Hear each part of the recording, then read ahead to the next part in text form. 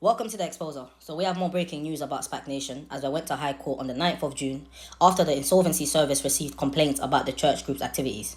Investigators interviewed Pastor Dapple, who is the brother of Toby Adebayega, who claimed that the church group has over 2,000 members, which is a lie, of course. He claimed there's 200 ordained ministers, but he failed to provide supporting information.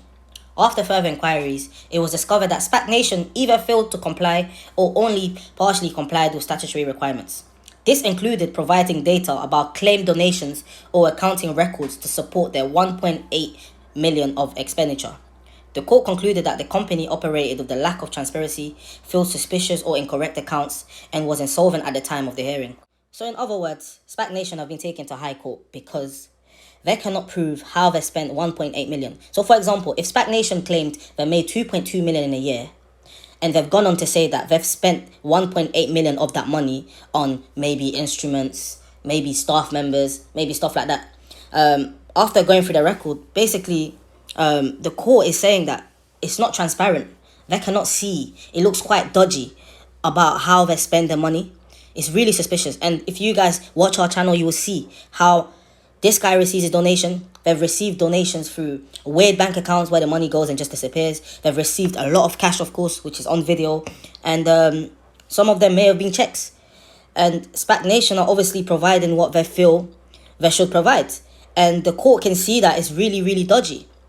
So, again, it's basically tax evasion and fraudulent activities. And we all know the money does not come from donations. We all know where the money comes from. It comes from scamming people.